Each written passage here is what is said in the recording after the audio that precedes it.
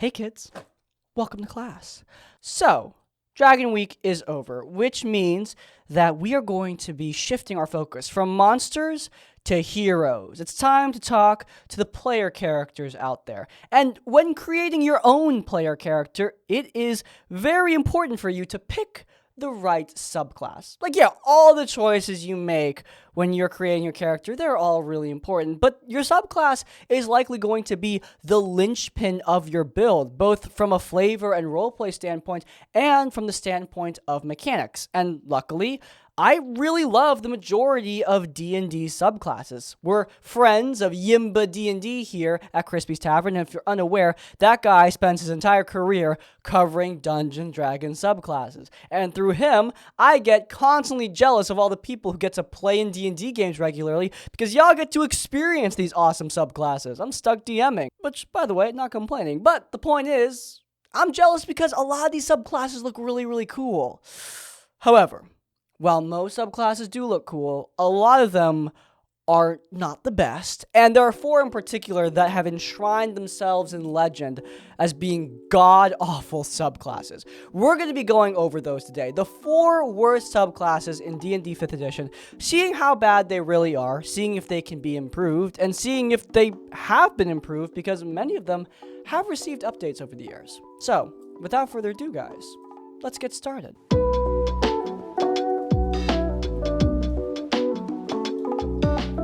Okay, we're going to start with the Undying Warlock. This is a subclass that I'm putting up first because from a flavor standpoint, I do really like this subclass. I was at first disappointed with the lack of undead flavor in the player's handbook. I mean, the Warlock is supposed to be this dark conjurer, and we have no undead representation? What the heck? As a Death Knight main in World of Warcraft, I am offended. But then, Sword Coast Adventurer's Guide comes out, and they release the Undying Warlock, which has some ties to undead machinations.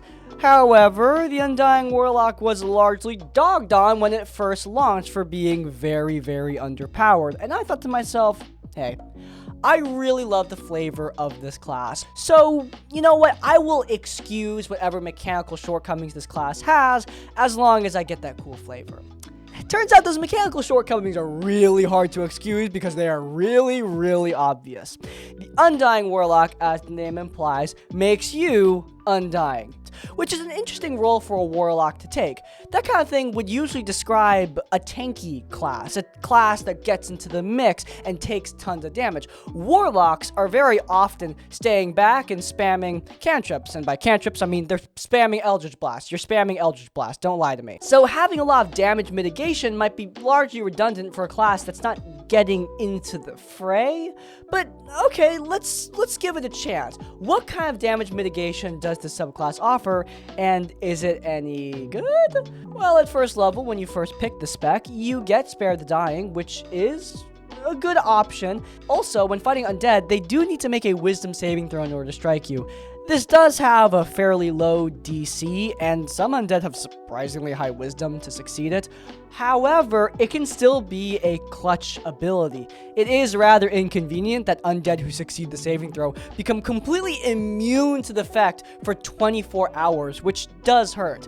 And also, you're not always fighting undead, and this feature is downright useless against any creature that isn't undead. So yeah, that's the shame. Starting at first level, we have some pretty fairly specific abilities. It doesn't get much better at 6th level, in my opinion, when you get to the Defy Death feature. Look, Defy Death sounds really, really awesome. It allows you to gain hit points whenever you use Spare the Dying to save someone, or whenever you are rolling death saving throws. I do think that it is, again, a little crappy that your abilities only really come into play when you're getting your butt kicked in fights. They're almost entirely reactive. A lot of the best subclasses have active abilities that allow you to kill your enemies, or active abilities that allow you to support your team when, you know, they're still alive. The Undying Warlock only really helps you when you are at death's door and no other time. However, the real kicker is the very last sentence. Once this feature is used, you can't use it again until you finish A long rest? Are you kidding me? Once per long rest, you get a D8 from casting Spare the Dying? Really? Are you joking? How often are you even burning your entire action to cast Spare the Dying? And yeah, by the way, you're burning your whole action to do this. Is it really so much for this feature to have charged or something? Like, you can use it in amount of times equal to your charisma bonus? I mean, seriously, it's literally just a D8 bonus to your health. It shouldn't be that big of a deal. But it recharges on long rest, which is downright diabolical. It doesn't get much better at 10th level, where you get an ability that's entirely flavor focused. Undying Nature means you no longer have to eat food, drink water, etc. You are fully converting more into an undead creature. Again, from a flavor perspective, this is cool, but how many DMs are really focusing on rationing? In terms of what a subclass usually does, having an entirely flavor-based ability I think is fine if the other abilities are good. The Undying Warlock doesn't really have any strong abilities to make up for burning the entire 10th level bonus, so what the hell, guys? And hey, by the way, if you're thinking, well, you know, as an undead, you probably wouldn't need to sleep, so maybe you aren't going to suffer exhaustion points from not sleeping anymore. The book actually factors this in by making sure that you still suffer levels of exhaustion by not sleeping. Finally, we get to the most powerful ability, the capstone of this subclass. It allows you to regain a D8 plus your Warlock level, which will usually check out to around 20 hit points with a bonus action. Pretty damn good.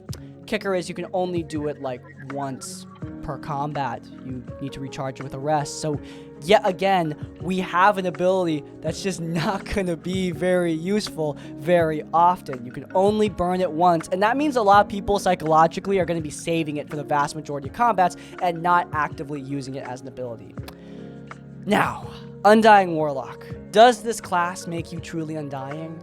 I mean, it helps a little bit. Abilities that preserve your life need to be a lot more active. If you're to redesign this, focus it more on preventing damage from hitting you in the first place, not healing damage that you probably shouldn't even be taking because you're way in the back.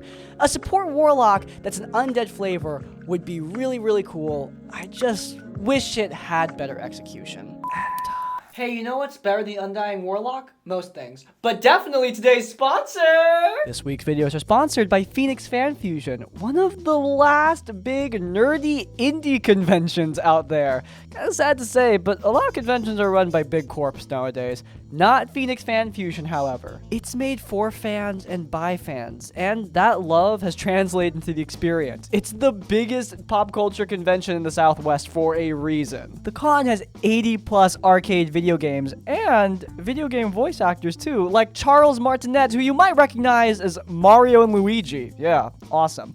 They also have another great guest, me! Yeah, I can only pretend to be that confident in myself. But seriously, I will be at Phoenix Fan Fusion, so if you want to stop by and say hi, you better grab those tickets quick. So if you want a great nerdy convention, some actual celebrities, and me, I guess, you can head down to the description down below and use the code Sunset and Meteor, and you get to go to Phoenix Fan Fusion on Friday for free. Yeah, don't miss out on this one. As always, supporting our sponsors does support us. Thank you so much to Phoenix Fan Fusion for sponsoring this week's videos. And without further ado, back to class. Alright, we're sticking with the Sword Coast Adventures Guide for a class that is dwarf exclusive. If you're not a short boy, you are not playing the Battle Rager. And the Battle Rager class is yet again a subclass that really struggles to make the abilities that it presents to you worth using. The whole idea of this subclass is that you are a dude in really spiky armor who's gonna be running around attacking people with their spiky armor.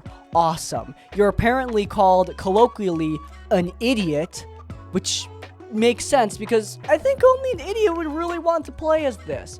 When you get your Battle Rager armor, you get to use it with your bonus action to deal a whole D4 of damage? Seriously? Like, I understand the Berserker subclass puts exhaustion on your character when you use its bonus action damage, but at least there, you get to toss out a whole ass weapon attack, which can add up 33% more to your damage. Here, all you get is a D4. Like, you gotta be kidding me. That's all you get. At 6th level, you gain an ability that allows you to gain temporary hit points when using Reckless, which is genuinely pretty good. I mean, you're a tanky subclass, and using temporary hit points can really help to keep you alive out there. This is what I'm talking about with real damage mitigation. I was shocked the Undying Warlock from before was not using temporary hit points in almost any way, only healing for after you've already gotten hit.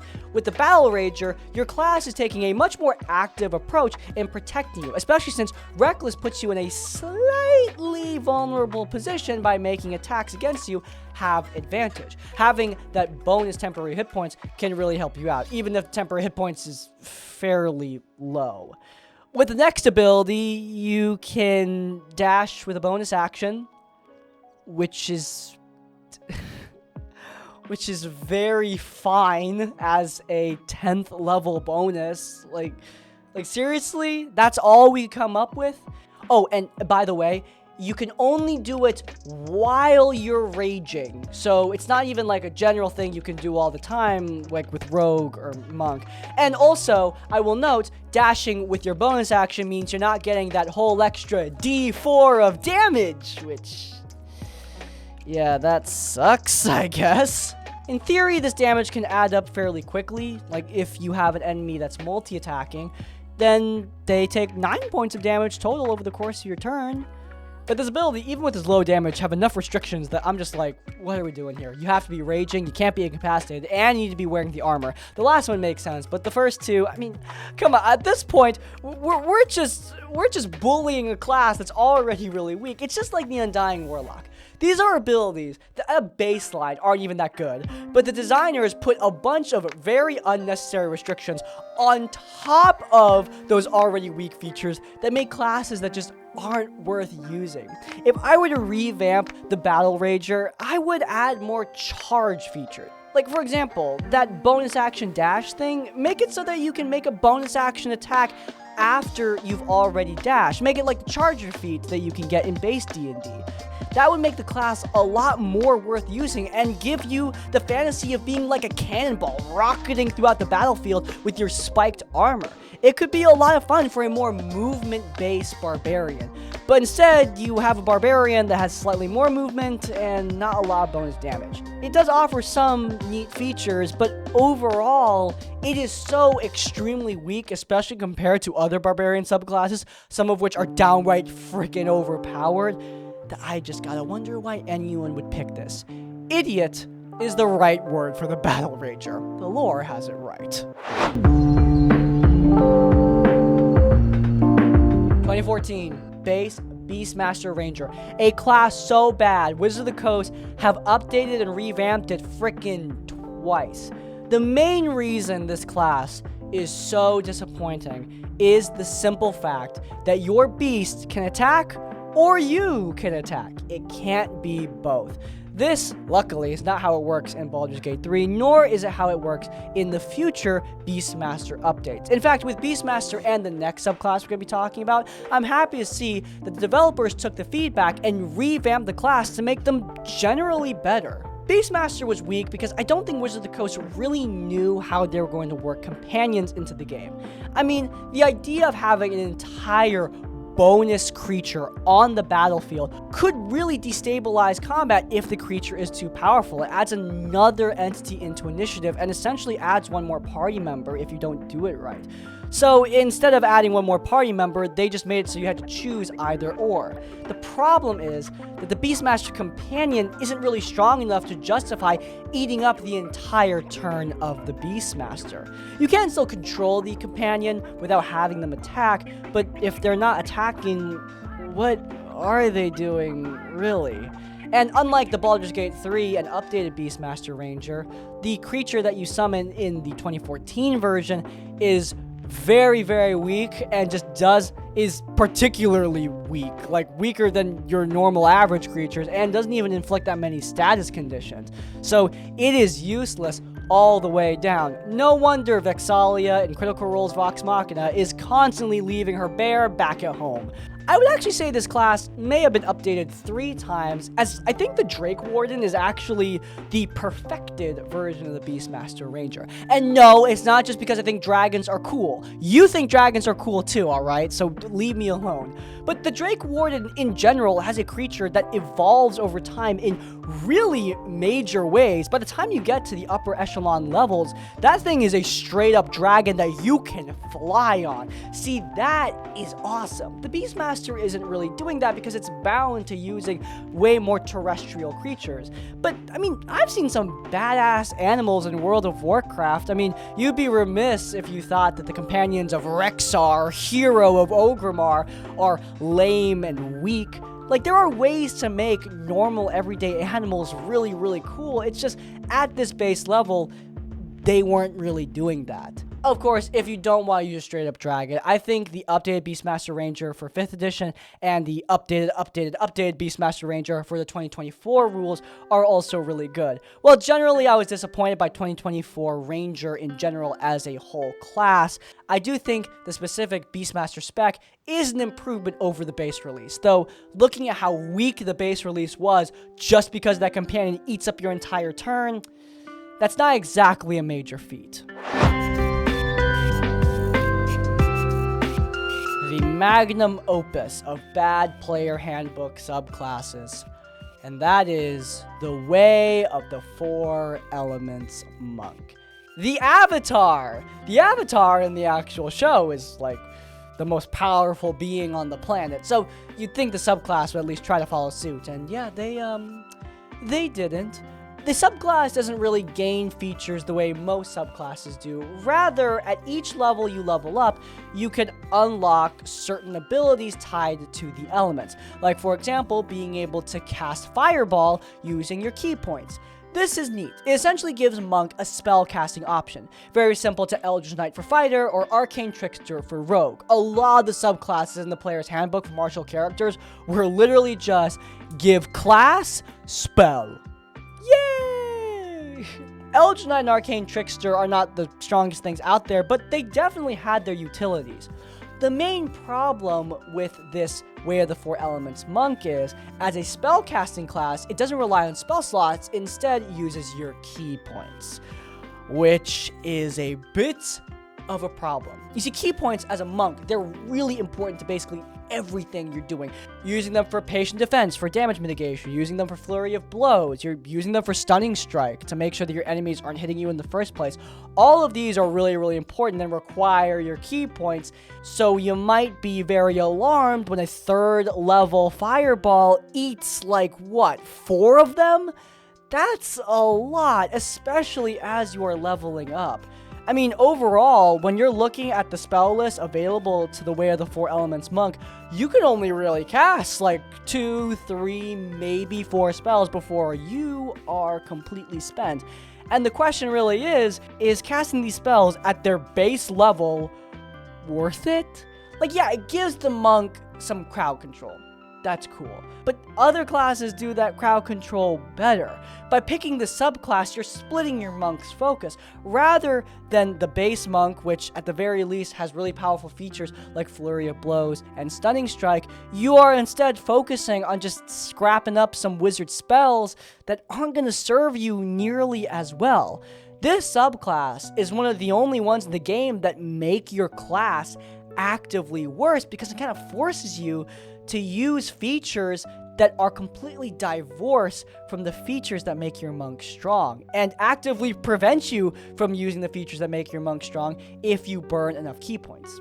Now, this class was updated with D&D 2024, and it is like, guys, like, it is far superior in the new version of the book. My god. Monk in general got a really great update, making them even more mobile than they already were. The true unarmed warriors of the D&D universe. But specifically, Way of the Four Elements has abilities and damage that now are way better at scaling as you level up. But the 2024 revamp really polish that up. And I'm happy to say that Way of the Four Elements had a pretty major redemption. If you want to play as the Avatar, you definitely can now. Whereas in 2014, yeah, that kid can stay on the iceberg.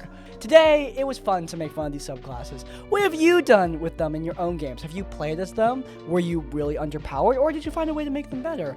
Leave your thoughts down in the comments down below. But before you go do that, please leave a like on this one and subscribe to Crispy's Academy so you don't miss any of our content as it comes out. And if you enjoyed this video, you might enjoy our last episode of RPG Horror Stories. It's our most popular one in a while. We covered a particularly annoying Redditor. It's linked up in the cards. Oh, and before you go, if you couldn't think of a comment earlier, please do leave the comment underpowered to let me know at the end of the video.